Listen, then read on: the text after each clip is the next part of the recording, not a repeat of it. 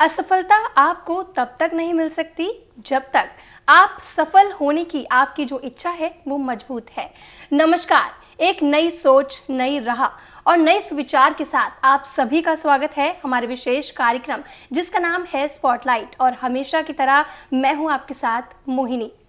दर्शकों, जैसे कि आप सभी जानते हैं कि स्पॉटलाइट के इस मंच के माध्यम से हम आपको ऐसे व्यक्तित्व से मिलवाते हैं, ऐसी हस्तियों से रूबरू कराते हैं जो मानवता और देश के लिए लगातार कार्यरत हैं। किस प्रकार से आपका जीवन सफल हो सकता है और किस प्रकार आप अपने जीवन में आगे बढ़ सकते हैं, आपको राह दिखाते हैं। और आज इस श्रृंखला में हमारे साथ उपस्थित हैं धर्म यात्रा महासंघ के राष्ट्रीय महामंत्री जो भिन्न भिन्न धर्म स्थलों पे भ्रमण भी कर चुके हैं और साथ ही साथ दिल्ली के वेस्ट जोन के डिप्टी चेयरमैन भी रह चुके हैं। तो आइए स्वागत करते हैं नरेंद्र बिंदल जी का। नरेंद्र जी, बहुत बहुत स्वागत है। नमस्कार नरेंद्र जी, जैसे कि हम सभी जानते हैं आप रुचि रखते हैं भ्रमण करने में, लगातार तीर्थ स्थलों पे बहुत ज़्यादा भ्रमण भी कर चुके हैं। तो सबसे पहले जानना चाहूँगी ऐसी कौन कौन सी जगह है जहाँ पर आप भ्रमण कर चुके हैं? मुझे बचपन से ही तीर्थ यात्राओं पे भ्रमण का चाव है। मैंने 12 के 12 ज्योतिर्लिंग, 40 के करीब शक्तिपीठ, चारों धाम, सप्तपुरियाँ और 27 राज्यों का मैंने भारत के भ्रमण किया है। और मेरी ये मान्यता है कि हमें अपनी छुट्टियों में कम से कम किसी न किसी तीर्थ पर जाना चाहिए जिससे हमें ऊर्जा और शक्ति हमें मिले। जी, बहुत अच्छी आपने जानकारी दी। अब जानना चाहूँगी, जैसे कि जब आपकी रुचि बनी, लगातार आप तीर्थ स्थलों पे गए, आपने वहाँ पर जाकर लोगों से मुलाकात की, तो आपका एक्सपीरियंस कैसा रहा? तीर्थों पर जाने से एक अपने आप में नई ऊर्जा का संचार अपने शरीर में होता है। हमारे जितने भी तीर्थ स्थल हैं उनका एक ऐतिहासिक और धार्मिक महत्व है। जब हम किसी तीर्थ स्थल पर जाते हैं तो हमारे शरीर में, आत्मा में एक शक्ति का संचार होता है और हमें एक नई ऊर्जा मिलती है और हम अधिक जोश से काम कर सकते हैं। बिल्कुल, भगवान का अगर हम नमन करते हैं तो बिल्कुल आपके जो भी कार्य हैं वो बनते चले जाते हैं। आपने बिल्कुल सही कहा कि तीर्थ स्थल के हमें ज़रूर भ्रमण करना चाहिए जिससे हमारा मन, मस्तिष्क एकाग्र रहता है। भगवान के नाम में हम हमेशा नमन करते रहते हैं। यहाँ पर जानना चाहूँगी, सफ़र की बात की जाए तो आपका सफ़र कैसे स्टार्ट हुआ? सफ़र बचपन से ही, जैसे मैं पहले अमरनाथ की यात्रा 1990 में मैंने की और वहाँ जाकर मैंने देखा कि प्रकृति ने भारत को बहुत ज़्यादा सुंदर बनाया है।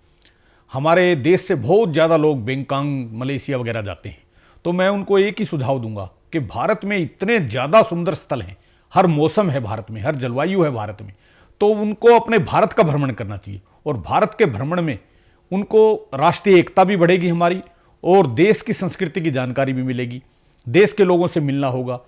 और हमारे महापुरुषों ने, इसीलिए आप चाहे शंकराचार्य जी को ले लो, पांडवों को ले लो, भगवान राम को ले लो, सब ने पूरे भारत का भ्रमण किया है जिससे हमारी राष्ट्रीय एकता मजबूत होती है और हमारी जानकारी भी बढ़ती है, हमारा अध्यात्म भी बढ़ता है, अध्ययन भी बढ़ता है। जी बिल्कुल, बहुत अच्छी आपने जानकारी दी।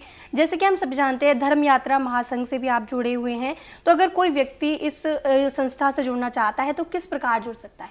हमारी अखिल भारतीय संस्था है और हमारा ध्येय वाक्य है, भारत की आत्मा तीर्थों में वास करती है, तीर्थों के विकास, भारत का विकास। कोई भी आदमी हमारा सदस्य बन सकता है। हमारा कार्यालय पहले अभी देश बंधु गुप्ता मार्ग पे करोल बाग में स्थित है, 50/70/1, और अब हमारा 51 पंडित दीनदयाल उपाध्याय मार्ग पर नया कार्यालय बन रहा है। और कोई भी हमारा 1100 रुपये हमारी आजीवन सदस्यता है। हमारी एक पत्रिका भी निकलती है धर्म प्रवाह, जो सारे भारत में जाती है, उसकी भी 1100 रुपये आजीवन सदस्यता है, जिससे सारे भारत के हमारे कार्यक्रमों की जानकारी उसमें मिलती है। कोई भी व्यक्ति उसका सदस्य बन सकता है। जी, बहुत अच्छी आपने जानकारी दी। सर, जैसे कि हम सभी जानते हैं आपने एक बुक भी लिखी है, मेरी धर्म यात्राएं, तो उसके बारे में कुछ बताइए। मैं जैसे भी तीर्थ यात्राएं करता हूं तो तीर्थ यात्राओं का अनुभव मैंने इस किताब में लिखा है। इस किताब के बारे में पहले मेरी धर्मपत्नी ने इसको फेसबुक पर लिखा था, तो फेसबुक पर लोगों ने पढ़कर मुझे सुझाव दिया कि आप इसको एक पुस्तक का रूप दे दें ताकि तीर्थ यात्रा पर जाने वाले आदमियों को एक गाइडेंस के रूप में, एक मार्गदर्शक के रूप में ये किताब काम करेगी। इसकी प्रेरणा से मैंने अभी 26 जनवरी को माननीय इंद्रेश जी के कर कमलों से इस पुस्तक का विमोचन करवाया है और मेरी सारी प्रतियां ये लोगों ने ले ली हैं और इसकी बहुत ज़्यादा अभी डिमांड है, इसलिए मैंने और भी छपनी दी है। तो इससे आप पढ़ेंगे इसमें तो आपको ये अनुभव होगा कि आप मेरे साथ यात्राएं कर रहे हैं। बिल्कुल दर्शकों, तो अगर आप देश के किसी भी स्थान पर अगर आप भ्रमण करना चाहते हैं, तीर्थ स्थानों पर जाना चाहते हैं, इस बुक को आप मंगवा सकते हैं। उसके लिए आपकी टीवी स्क्रीन पर जो नंबर चल रहा है उस पर आप संपर्क कर सकते हैं और इस बुक का आनंद उठा सकते हैं, इसके बारे में भी जान सकते हैं। अगर कोई और भी आपको जानकारी प्राप्त करनी है तब भी आप कॉल कर सकते हैं, आपके नंबर टीवी स्क्रीन पर चलाया जा रहा है। सर, जैसे कि हम बात करते हैं संस्थाओं की, तो संस्थाओं से जुड़ना चाहिए, समाज के लिए कार्य भी करने चाहिए।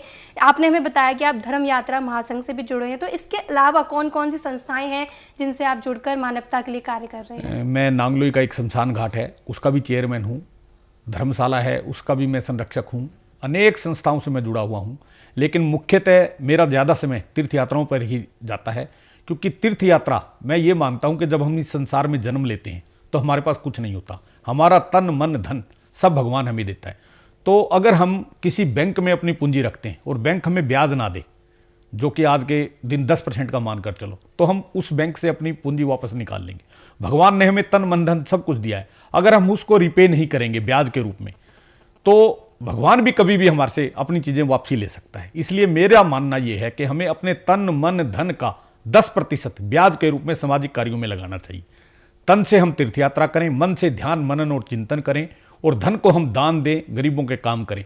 तो इस मकसद से ही मेरा ये सुझाव है कि हमें साल में कम से कम 1 महीना तीर्थ यात्राओं का भ्रमण करना चाहिए। उससे हमारे शरीर को एनर्जी मिलेगी, आत्मा को मजबूती मिलेगी और हमारे नई शक्ति एक हमारे को मिलेगी इससे। जी सर, बहुत अच्छी सोच है आपकी। यहाँ पर जानना चाहूँगी, जैसे कि आप तीर्थ स्थलों पे गए, वहाँ पे लोगों से मिले, तो लोगों के लिए क्या क्या सेवाएं आपने जी जिनसे उनकी जो यात्रा है वो सफल रहे? मैं जब तीर्थ यात्रा पे जाता हूँ, मैं कोई भी अगर वहाँ कमी महसूस करता हूँ तो मैं आते ही सरकार को लिखता हूँ। अगर सरकार वो सुविधा देने में सक्षम है तो सरकार, नहीं तो हम लोगों को भी प्रेरणा देते हैं कि लोग वहाँ धर्मशाला का निर्माण करें। कोई कमी हो, जैसे कोई भी कमी तीर्थ और तीर्थ यात्रा के बीच में हम एक सेतु का काम करते हैं, ताकि तीर्थ यात्री को तीर्थ पे कोई असुविधा ना हो।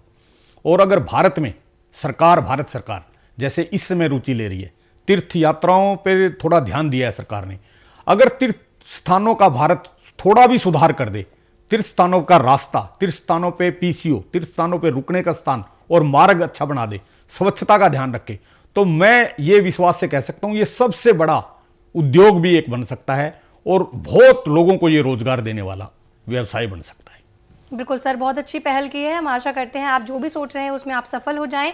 सर, यहाँ पर जानना चाहूंगी, जैसे कि हम जानते हैं कि भारत युवाओं का देश है, तो आप युवाओं के लिए क्या क्या संदेश देना चाहते हैं? मैं युवाओं को यही प्रेरणा देता हूं कि आमतौर पे ये मान्यता है कि हमें वृद्धावस्था में तीर्थ यात्रा करनी चाहिए। वृद्धावस्था में जब हम खा नहीं सकेंगे, जब हम चल नहीं सकेंगे, हम तीर्थ यात्रा नहीं कर सकेंगे। हमें अपने युवा अवस्था में तीर्थ यात्राएं करनी चाहिए, क्योंकि उसमें हमारी शक्ति भी लगती है और हमारे को युवा अवस्था में ही पहाड़ों पर चढ़ना पड़ता है। अगर आप घोड़े पे यात्रा करेंगे तो आपके शरीर को कोई बेनिफिट नहीं होगा। आप जब अपने पैरों पे यात्रा करेंगे तो आपके शरीर को शक्ति मिलेगी। जी सर, बहुत अच्छी आपने जानकारी दी और मुझको भी बहुत प्रेरणा मिली कि मैं भी तीर्थ स्थलों पे जाऊं। सर, आपसे मिलकर मुझे बहुत अच्छा लगा। आप हमारे स्टूडियो में अपना में इतना समय दिया, इतनी अच्छी अच्छी बातें की, उसके लिए बहुत बहुत धन्यवाद। नमस्कार। नमस्कार।